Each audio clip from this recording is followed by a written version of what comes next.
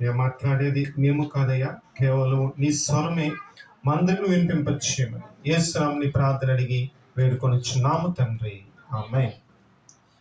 మరి ఈ రోజున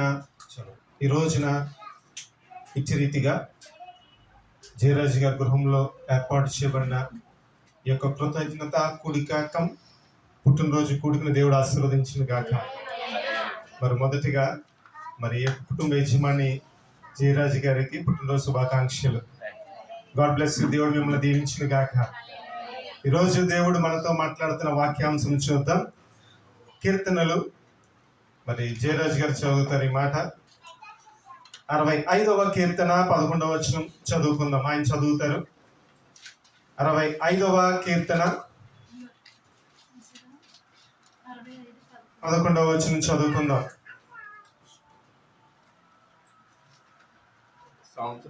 సంవత్సరమును నీ దయ కిరీటమును ధరింపజేయుచున్నావు. చాలండి. 65వ కీర్తన 11వ వచనం. సంవత్సరమును నీ దయా కిరీటము ధరింపచేస్తున్నావు. ధరింపచేశాడు లేదా? మీకు ధరింపచేశాడు కదా. నవంబర్ డిసెంబర్ నెలలో జరిగిన సంఘటనలు మనం ఒకసారి స్ఫురణకు తెచ్చుకుంటే, దేవుడు నీ జీవితంలో సంవత్సరమును కిరీటంగా ఇచ్చాడు. ఈ కిరీటంలో కొన్ని రత్నాలు ఉంటాయి. కిరీటంలో బ్లాంక్ కిరీటం ఎక్కడ ఉండదు కదమ్మా. కిరీటంలో రత్నాలు ఉంటాయి. రత్నాలు ఎలా ఉంటాయి? మన దగ్గర ఉన్న సొమ్మును బట్టి రత్నాలు వస్తాయి. అయితే ఇక్కడ ఈ కిరీటంలో రత్నాలు ఎలా వస్తాయంటే, మనము దేవుని యందు భయభక్తులు కలిగి నడుచుకుంటే రత్నాలు వస్తాయి. ఇక్కడ అంటున్నాడు కదా 65వ కీర్తన 11వ, సంవత్సరమును నీ దయా కిరీటము ధరింపచేస్తున్నావు. దేవుడు జయరాజ్ గారికి ఒక కిరీటం ఇచ్చాడు. ఆ కిరీటం ఏం చేస్తుందంటే, ఆ కుటుంబంలో ఉన్న వాళ్ళందరికీ వెలుగునిచ్చింది. కుటుంబంలో అందరికీ సంతోషం ఇచ్చింది, ఆనందం ఇచ్చింది. వారికి ఎటువంటి బాధ లేకుండా సంతోషమును ఆనందమును ఇచ్చింది కిరీటం. మరి ఆ కిరీటం ఇచ్చింది ఎవరు? దేవుడు ఇచ్చాడు. దేవుడు ఆ కిరీటం ఇచ్చినప్పుడు ఇచ్చిన వాడిని మనం ఏం చేయాలంటే గణపరచాలి. ఇచ్చిన వాడిని మనం కొనియాడాలి, ఇచ్చిన వాడిని కీర్తించాలి, ఇచ్చిన వాడిని మనం మహిమపరచాలి. ఎప్పుడైతే ఆ కిరీటము మనకి దీవెనగా కావచ్చు లేదా బహుమానంగా కావచ్చు ఇచ్చిన వ్యక్తిని మనము స్తుతించినప్పుడు, మహిమపరిచినప్పుడు, గణపరిచినప్పుడు దేవుడు తప్పకుండా మీ కిరీటంలో కొన్ని రత్నాలు పొదుగుతాడు. 128వ కీర్తనలో ఏముంటుందో 1వ వచనంలో, యెహోవా యందు భయభక్తులు గలవాడు. అందరికి వచ్చిన కీర్తన కదమ్మా. సండే స్కూల్లో చక్కగా నేర్చుకుంటాం. సండే స్కూల్కి వెళ్ళి ఉంటే 128వ కీర్తన, యెహోవా యందు భయభక్తులు గలవాడు ఎలాగ ఆశీర్వదించబడతాడని కింద 2, 3, 4 వచనాలు మనం చూసినట్లయితే భార్య గురించి రాయబడి ఉంది. తర్వాత కష్టాజత గురించి రాయబడి ఉంది. తర్వాత యెహోవా యందు భయభక్తులు గలవాడు ఇలాగు ఆశీర్వదించబడును. యెహోవా యందు భయభక్తులు గలవాడు ఇలాగు ఎలాగా? మన పిల్లలు చెప్పరేమ్మా, ఒలివ మొక్కల వలె ఉంటారు. నీ భార్య ఫలించిన ద్రాక్షాలు లాంటిది. నీ కష్టాజితాన్ని ఆస్వాదిస్తాను. ఈ కిరీటం నుండి రాళ్ళు ఇవన్నీ, రత్నాలు ఇవన్నీ. ఎప్పుడైతే ఈ కిరీటంలో మన పిల్లలు, కుటుంబం అంటే భార్య, భర్త, పిల్లలు, గృహం, ఇదే కదమ్మా చక్కగా కుటుంబం. ఈ కుటుంబం అంతా ఆశీర్వదించబడాలంటే దానికి ప్రధానంగా ఉండవలసిన లక్షణం ఏమిటంటే దేవుని యందు భయభక్తులు కలిగి ఉండాలి.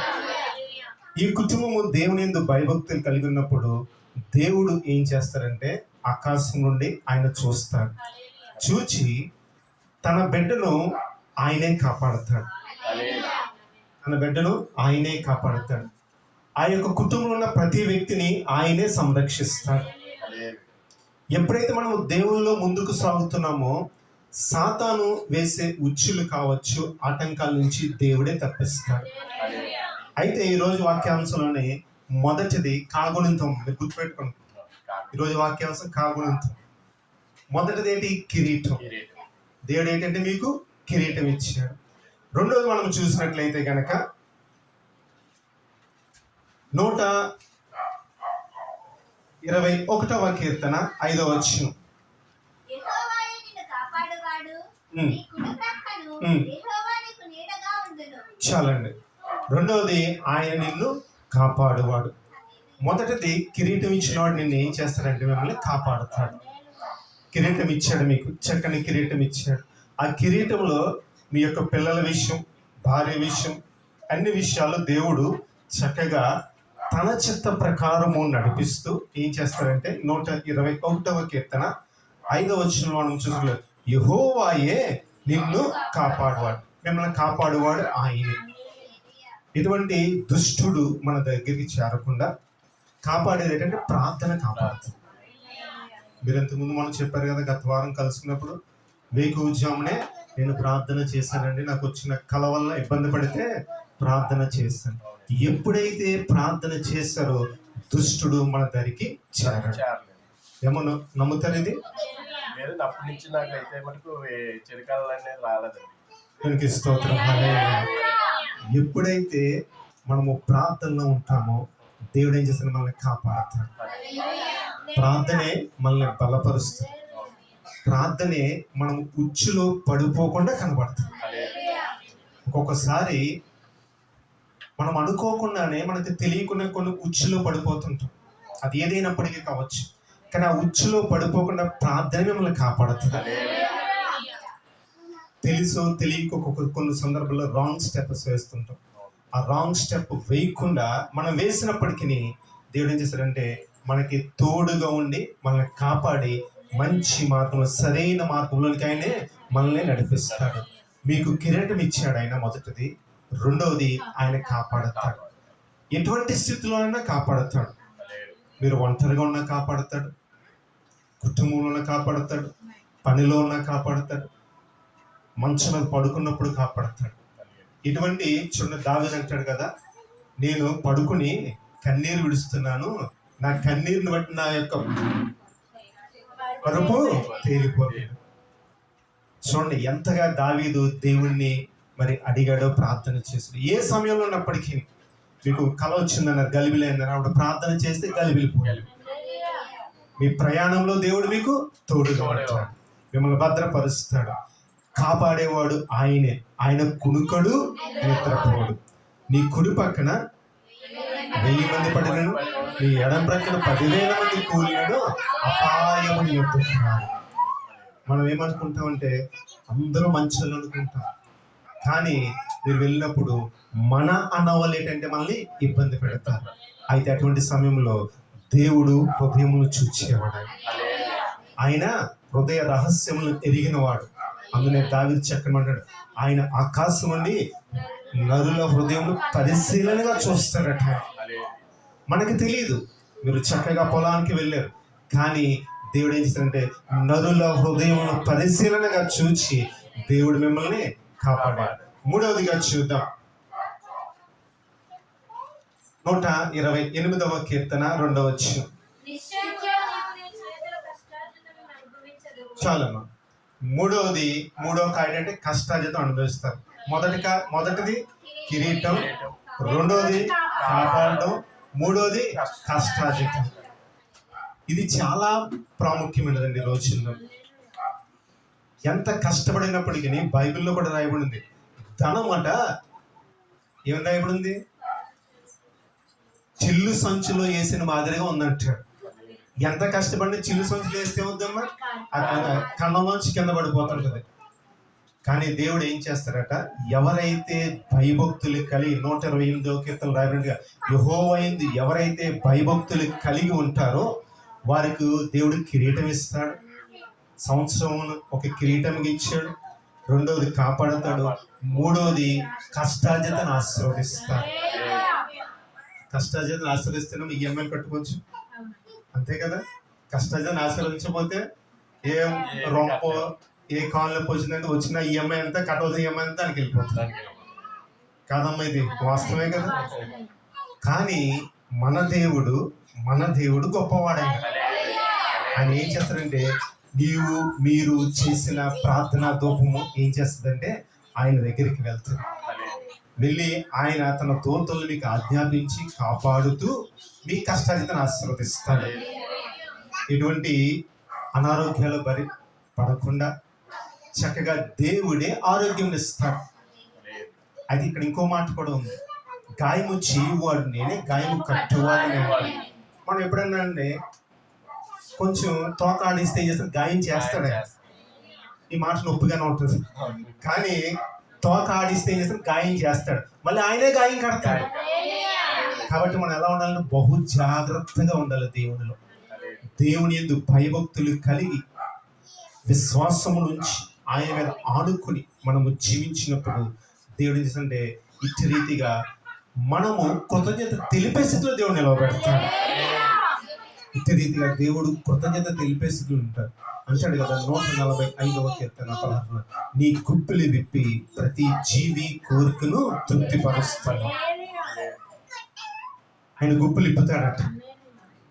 మీకు రావాల్సిన కష్టాజితాన్ని ఏం చేస్తారంటే మీ యజమానికి తెలియచేస్తాడు. ఆయన గుప్పులు విప్పి మీ యొక్క ప్రతి అవసరతను ఆయన తీరుస్తాడు. మరి ఎన్ని అవసరతలు ఉన్నాయి? కుమార్తెల చదువు, తదుపరి మరి వివాహం కావచ్చు, ఇంకా ఇతర అనేక విషయాలు, ఎన్ని విషయాల్లోని కష్టాజితం ఆస్వాదించేవారు. గృహం కావాలన్నా, పిల్లలకి భవిష్యత్తు కావాలన్నా, స్థలం కావాలన్నా, పెళ్లి ఏదైనా సరే కష్టాజితం ఆస్వాదించారు. ఆ కష్టాజితం ఆస్వాదించబడాలంటే ఉదయకాలం ప్రార్థన చేయాలి. ఉదయకాలం ప్రార్థన చేస్తే దేవుడు ఏం చేస్తాడంటే మిమ్మల్ని కాపాడుతాడు. తర్వాత కష్టాజితాన్ని ఆస్వాదిస్తాడు. ఏ యొక్క వ్యక్తి కూడా కష్టాజితం దొంగిలించలేదు. దేవుడు ఏం చేస్తాడంటే ఆ కష్టాజితం బహుగా ఆస్వాదిస్తాడు. నీ కొట్లలో ధాన్యము సమృద్ధిగా ఉంటుంది, పైకి పొరిలి పాడి అంటాడు. ఎప్పుడైతే మన కష్టాజితం దేవుడు ఆస్వాదించాడో మనం గుప్పులు విప్పుతాం. మనం గుప్పులు విప్పి అనేక మందికి మనము సహాయం చేసే రీతిగా దేవుడు మనల్ని నిలవబెడతాడు.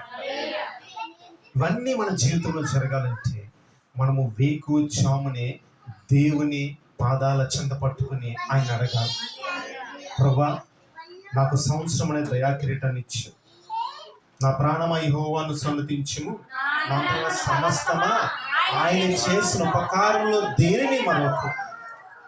మనం రోజు ఉదయకాలం నుంచి సాయంత్రం వరకు మనం గమనించినట్లయితే కనీసం 1-2 ప్రమాదాల నుంచి గ్యారంటీగా తప్పించబడతాం. రోడ్డు మీదకి వెళ్ళామంటే 1-2 మినిమం ప్రమాదం తను. దేవా నువ్వు నన్ను తప్పించావు, అందుని బట్టి నీకు వందనాలు ప్రభాతని, అందుని బట్టి నీకు స్తోత్రాలు ప్రభాతని. ఈ రోజు నన్ను సజీవుడిగా ఉంచు. యెషయా గ్రంథం 38:18, సజీవులే కదా నేను స్తుతించాను. నువ్వు నన్ను సజీవులుగా ఉంచు, నా కుటుంబాన్ని ప్రభాతని నువ్వు నిలవబెట్టు ప్రభాతని. ఇటువంటి కీడు, ఇటువంటి ఆపద రాకుండా ప్రభా నువ్వు నన్ను నిలవబెట్టి నా కష్టాలు ఆస్వాదించి నా యొక్క కుటుంబంలో ప్రతి ఒక్క వ్యక్తి సంతోషంగా ఉండే రీతిగా నువ్వు నన్ను చూసే రీతిగా నన్ను నిలవబెట్టావని విరేంచిన దేవునికి ప్రార్థన చేస్తే దేవుడు మీకు సహాయం చేస్తాడు. మొదటిది ఈరోజు మీ పుట్టినరోజు కాబట్టి కిరీటం ఇచ్చాడు. ఆ కిరీటంలో మొదటి రత్నం ఏంటంటే కాపాడాడు. రెండవది కష్టాజితాన్ని ఆశీర్వదించాడు. మూడవదిగా చూద్దాం 67వ కీర్తన 67వ కీర్తన 2వ వచనం. చాలమ్మా, దేవుడు మమ్మను కరుణించి, తర్వాత కాగుణంతో కరుణించి. మొదటిది ఏంటమ్మా? కిరీటం, తర్వాత కాపాడడం, తర్వాత కష్టార్థం, తర్వాత మీరు గుర్తుపెట్టుకోండి, వచ్చే సంవత్సరం పుట్టినరోజు గుర్తుపెట్టుకోండి కదా, కరుణించాడు. దేవుడు ఏం చేశాడంటే కరుణించాడు. నిజంగా మనం గమనించినట్లయితే మనం ఎన్నిక లేని వారం, అంతేనమ్మా, మన ఎన్నిక లేని, కానీ దేవుడు తన ప్రేమ చెప్పి మనం కరుణించాడు.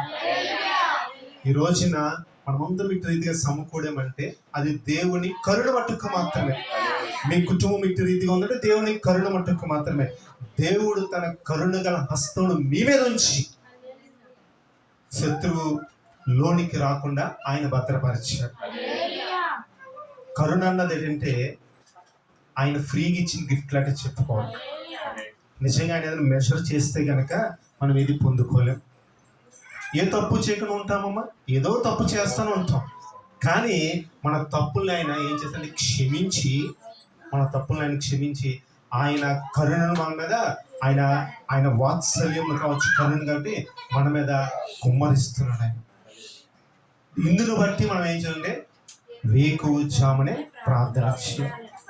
ఎప్పుడైతే మీరు ఇటు రీతిగా అయ్యా నువ్వు నన్ను కరుణించావు ప్రభా, నిజమే ప్రభా, నా కష్టాల చేత ఆశీర్వదించావు, నన్ను కాపాడు, నాకు కిరీటం ఇచ్చావు ప్రభా, నన్ను కరుణించావు ప్రభా తండ్రి, ఇందుని బట్టి నీకు స్తోత్రాలు.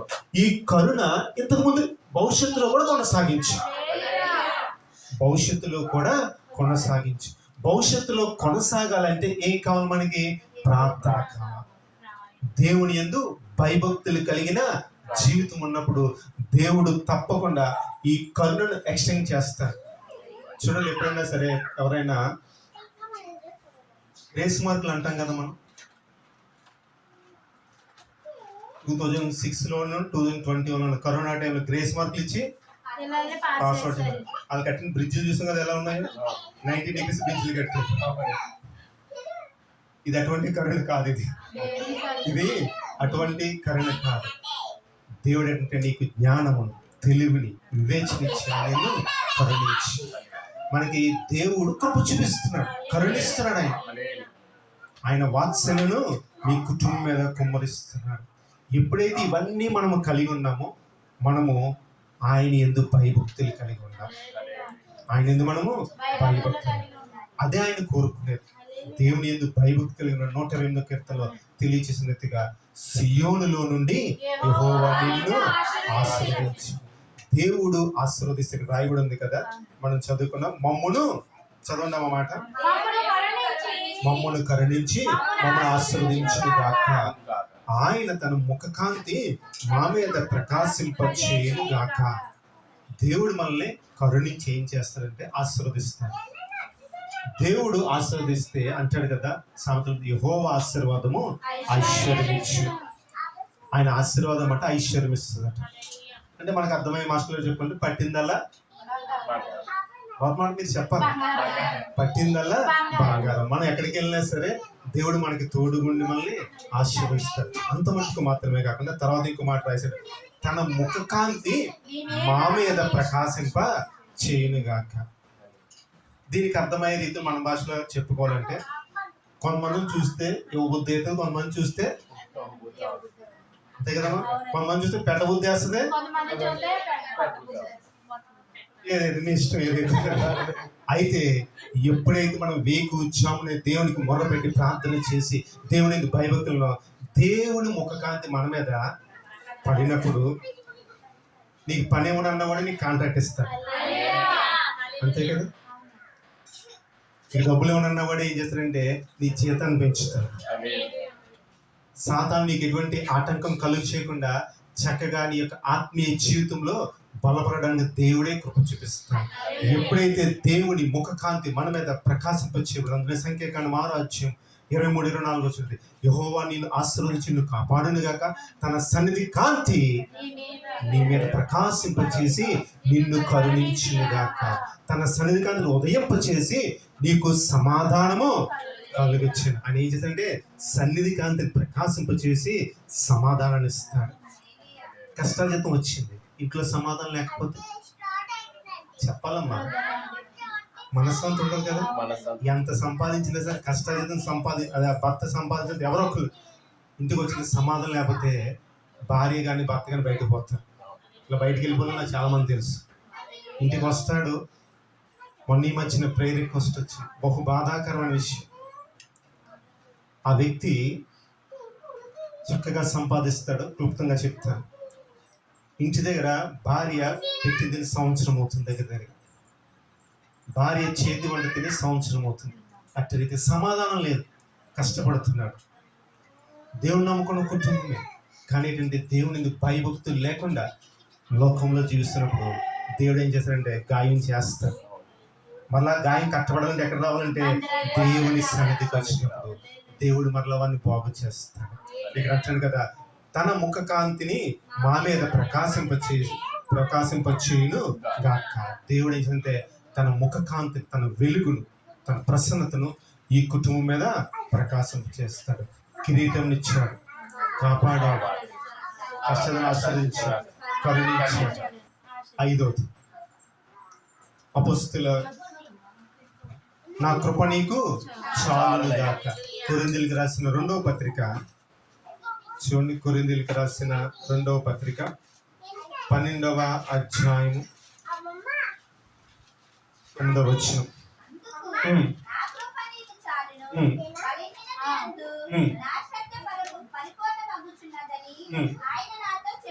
చాలమ్మా.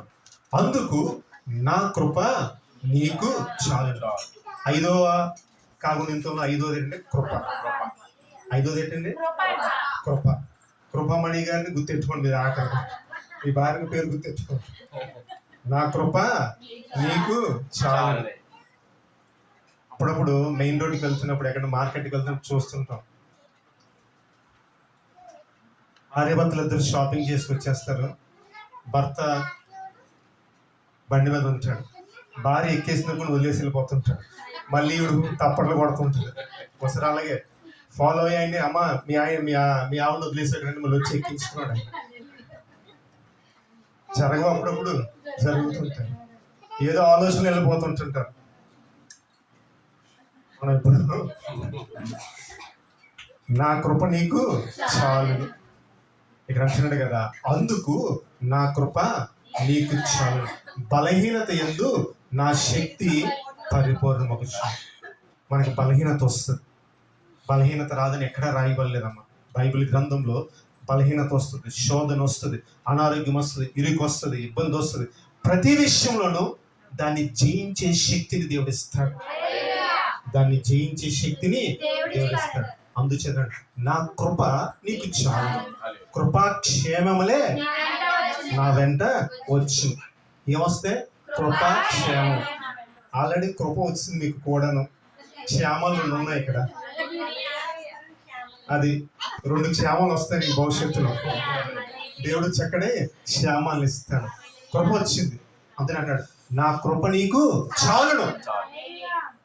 ఈ కృప చాలన్నప్పుడు మనం ఏం చేయాలంటే, ఎవరైతే కిరీటం ఇచ్చాడో, ఎవరైతే మనకు కృప ఇచ్చాడో ఆయన పాదాల పట్టును వదలకూడదు. మనం ఆయన పాదాల పట్టును వదలకూడదు. ఎప్పుడైతే మనము ఒక అడుగు అటు ఇటు వేసామో సాతాను లాగేస్తాడు. ఏప్రిల్ రాసిన పత్రికలు ఉంటుంది కదా, సాతాను గర్జించు సింహలే ఎవరిని మింగుదని చూస్తాడు. ఎవరిని మింగుతాడంటే పళ్ళున్న చెట్లకే రాలడు. ఎవరైతే దేవుని యందు భయభక్తులు ఉంటారో వారినే చూస్తాడు. వారిని చూసిన మనం ఏమంటారు? ఇంకా మనము దేవుల్లో బలంగా ఉన్నప్పుడు దేవుడు ఏం చేస్తాడంటే మీకు సహాయం చేస్తాడు. అంటున్నాడు కదా, నా కృప నీకు చాలు. ఏ సమయంలోనే సరే, వేదన వచ్చిన, ఆనందం వచ్చిన, సంతోషం వచ్చిన, ఏదొచ్చినప్పటికీ నా కృప నీకు చాలు. కష్టం వచ్చిన, బాధ వచ్చినా సరే, ప్రతి విషయంలో అంటాడు కదా, నేను నీకు తోడుగా ఉండి కాపాడుతున్నాను. మనము దిగులు చెందవలసిన పని లేదు. పిల్లల చదువు విషయం కావచ్చు, ఫీజుల విషయం కావచ్చు, లేదంటే గృహ విషయం కావచ్చు, ఏ విషయంలో దేవుడు అంటాడు, నా కృప నీకు చాలు, తగిన కాలమందు నేను మీకు సమస్తమును దయచేస్తాను. అంతవరకు ఏంటంటే మనము ఓపిక కలిగి దేవుని పాదాల చెంత మనము ప్రార్థన చేస్తే, పట్టు వదలకుండా అంటాడు కదా, విడువక ఎడతెగక కన్నీటితో ప్రార్థన చేస్తే దేవుడు మీ ప్రార్థన అంగీకరించి ఆయన ఏంటంటే తగిన కాలమందు ఆయన నెరవేరుస్తాడు. ఈరోజు దేవుడు మనతో మాట్లాడంటే మీకు చక్కటి కిరీటాన్ని ఇచ్చాడమ్మా. ప్రియమైన సహోదరుడు జయరాజ్ గారు, దేవుడు మీకు కిరీటాన్ని ఇచ్చాడు. ఆ కిరీటంలో భార్య ఫలించే ద్రాక్ష వలె ఉంది. మీ పిల్లలు ఒలేవు మొక్కల వలె దూగుతున్నారు. మీ కష్టాలను ఆస్వాదించబడుతుంది. దేవుడు మిమ్మల్ని కాపాడుతున్నాడు. దేవుడు అంటే మీకు సహకారిగా ఉండి కృప చూపిస్తూ కరుణిస్తూ మిమ్మల్ని అంటున్నాడు. మీరు ఎక్కడ ఉండాలంటే దేవుని సన్నిధిలో వదిలిపెట్టకూడదు. దేవుని సన్నిధిలో మీరు బలముగా ఉన్నప్పుడు, బలము ఒక మారని దేవుడు అన్నప్పుడు దావీదు అంటే నాకు 2 మార్లు వినబడిందంట. 2 మార్లు ఇదే స్థితిలో మనం ఉండాలి.